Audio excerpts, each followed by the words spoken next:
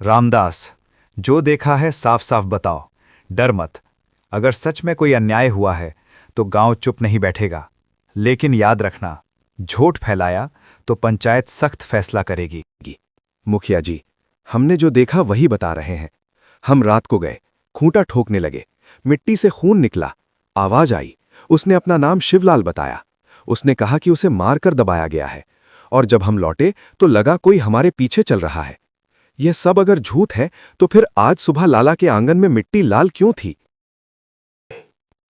भीड़ में सन्नाटा। कुछ लोग एक दूसरे को देखने लगे। किसी ने धीरे से कहा, शिवलाल, वो तो सालों पहले गायब हुआ था। मुझे याद है, शिवलाल और लाला में जमीन को लेकर झगड़ा हुआ था। फिर एक रात शिवलाल अचानक गायब हो गया। पुलिस आई थी पर कोई सबूत नहीं मिला।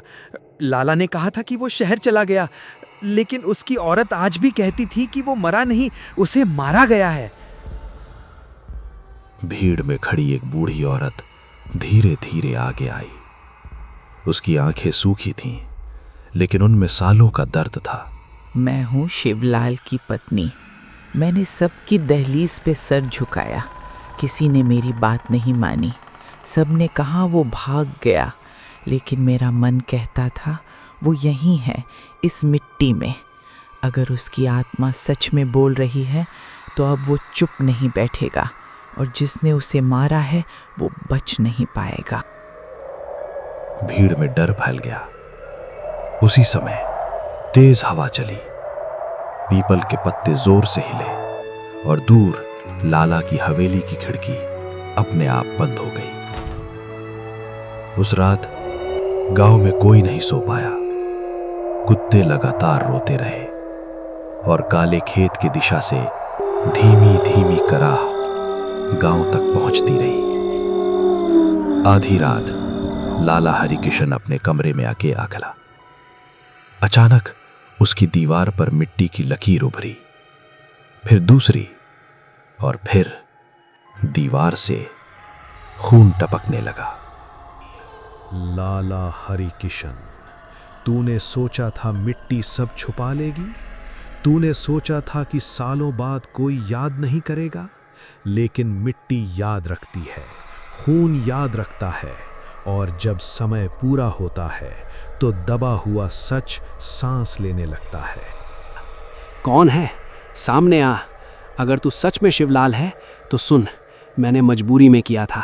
जमीन का सौदा बड़ा था, तू रास्ते में था।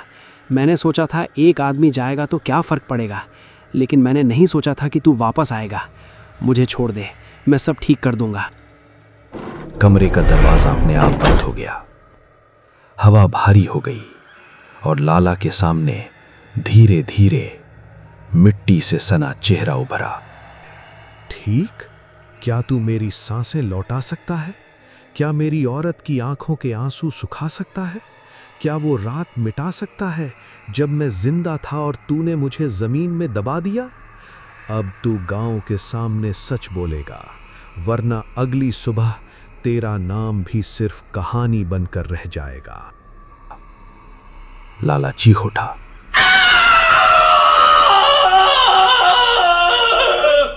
उसकी चीख पूरे गांव में गूंज गई। लोग दौड़कर हवेली की ओर आए। दरवाजा खोला गया। लाला जमीन पर पड़ा था, बेहोश, और दीवार पर खून से लिखा था, सच बोलो। सुबह का सूरज निकला, लेकिन बेलवाही में रोशनी नहीं आई। लोग रात की चीख नहीं भूले थे। लाला हरिकिशन अभी भी हवेली के कमरे में पड़ा था। होश आ चुका था, पर चेहरा ऐसा था जैसे उसने मौत को छू लिया हो। दीवार से खून गायब था, फर्श साफ था, लेकिन लाला की आंखों में जो डर था वो कोई वहम नहीं था। पंचायत बैठी, पूरा गांव जमा हुआ। हवा भारी थी, कौवे भी असामान्य रूप से शांत थे। लाला हरिकिशन, अब बात छुपाने का समय नहीं है। रात को जो हुआ वो पूरा गांव जानता है। दीवार पर खून से सच बोलो लिखा मिला। अगर ये सब तुम्हारे डर का वहम है तो साफ कहो, और अगर कोई पाप दबा है तो आज कबूल करो। पंचायत के सामने झूठ बोलोगे तो ये गांव कभी माफ नहीं करेगा। तुम सब मुझे अपराधी समझ रहे हो, लेकिन तुम लोग उस समय की हालत नहीं जानते। शिवलाल और मेरे बीच ज़मीन का झगड़ा था। उसने मुझ पर झूठा आरोप लगाया था। मैंने सिर्फ उसे डराने के लिए बुलाया था। हाँ, उस रात झगड़ा हुआ, मेरे आदमियों ने उसे मारा, लेकिन मेरा इरादा उसे मारने का नहीं था। बात हाथ से निकल गई और फिर डर के मारे हमने उसे वहीं खेत में दबा दिया। मैंने सोचा था समय सब मिटा देगा, लेकिन शायद कुछ पाप मिटते नहीं। गांव में सन्नाटा। तूने कहा था वो भाग गया, तूने मुझे झूठा कहा, तूने पूरे गांव के सामने मेरे पति की इज्जत मिट्टी में मिला दी, और आज कह रहा है कि इरादा नहीं था। जब वो जिंदा था तब उसकी आवाज़ नहीं सुनी, अब उसकी आत्मा बोल रही है तो डर रहा है। अगर आज भी तू सच नहीं बोलता तो शायद वो तुझे जिंदा नहीं छोड़ेगा। उसी क्षण तेज हवा चली, आसमान पर काले बादल छा गए, पीपल का पेड़ झुकने लगा और दूर काले खेत की दिशा में मिट्टी का गुबार उठा। अब एक ही रास्ता है, खेत की खुदाई होगी। अगर शिवलाल वहीं दबा है तो सच सामने आएगा। अगर कुछ नहीं मिला तो हम सब मान लेंगे कि यह डर था। लेकिन आज फैसला होगा, गांव के सामने होगा, छुपकर नहीं। भीड़ में हामी भरी, सब काले खेत की ओर चल पड़े। लाला को भी साथ लाया गया। काले खेत पर पहुंचते ही अजीब सन्नाटा छा गया। पक्षियों की आवाज बंद, हवा रुक गई। पहली मिट्टी हटाई, दूसरी, तीसरी। मिट्टी थोड़ी गीली थी।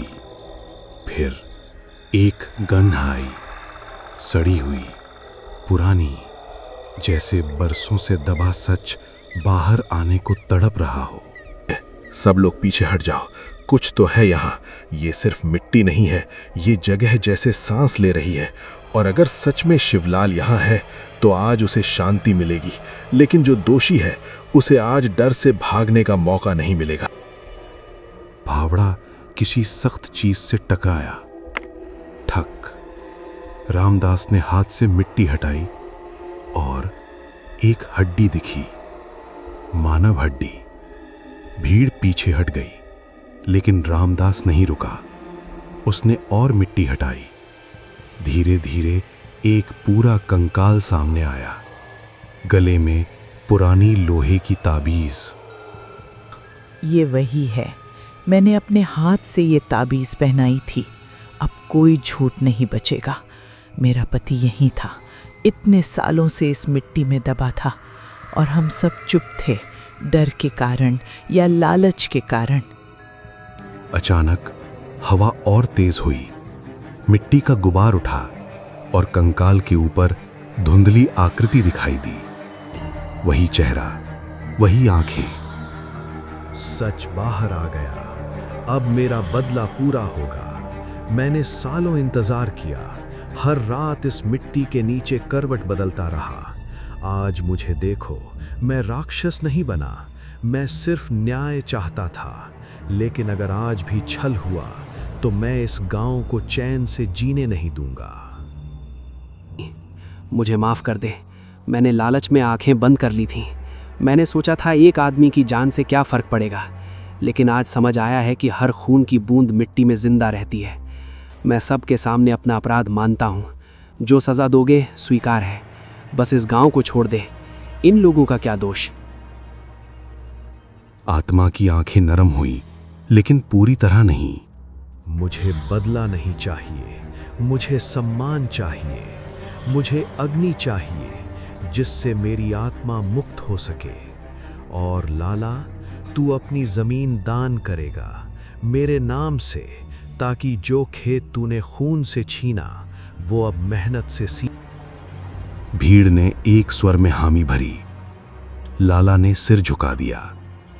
शाम तक कंकाल को पूरे सम्मान से निकाला गया। चिता सजाई गई। गांव के सभी लोग मौजूद थे। जैसे ही अग्नि जली, हवा शांत हो गई, आसमान साफ होने लगा और धुएं के बीच एक हल्की मुस्कान दिखाई दी। फिर सब शांत, लेकिन क्या सच में सब खत्म हुआ या मिट्टी में दबी पीड़ा कुछ और छोड़ गई? चिता की आग धीरे धीरे शांत हो चुकी थी। धुआं आसमान में घुल गया था और बेलवाही गांव सालों बाद पहली बार हल्का महसूस कर रहा था। काले खेत की मिट्टी अब काली नहीं दिख रही थी, जैसे बरसों का बोझ उतर गया हो। लेकिन शांति हमेशा तुरंत नहीं आती। कभी कभी सच सामने आने के बाद मन का सामना करना पड़ता है।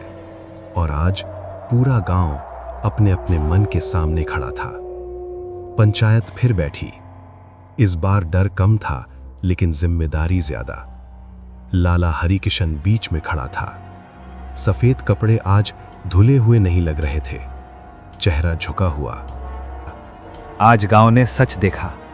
हत्या हुई थी, उसे छुपाया गया और सालों तक हम सब ने सवाल नहीं पूछा।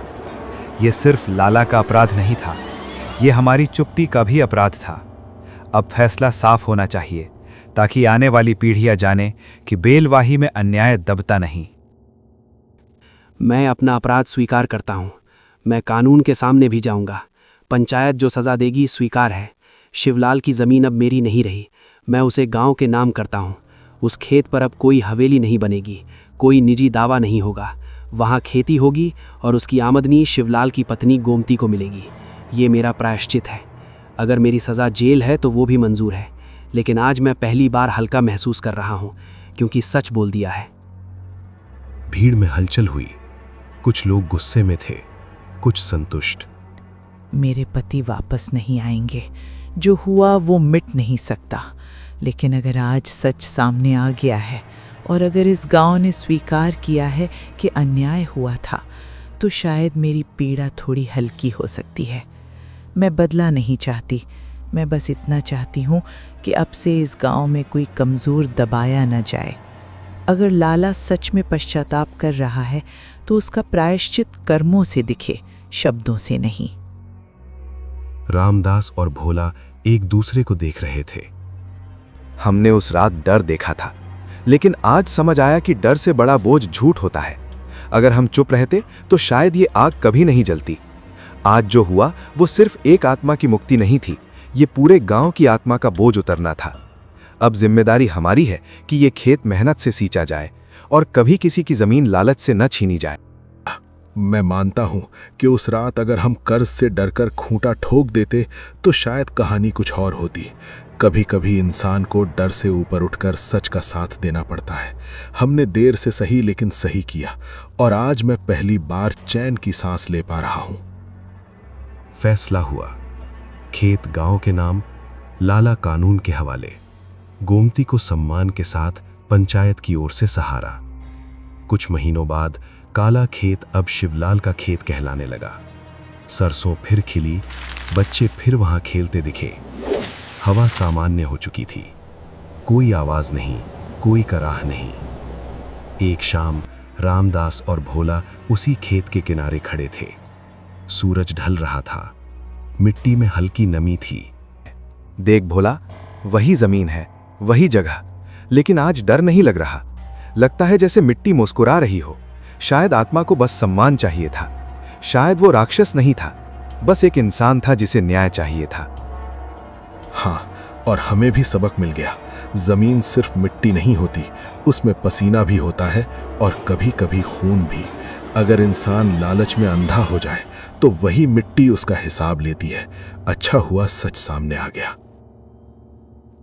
हवा चली, हल्की, सामान्य, और सरसों के बीच जैसे कोई खड़ा था।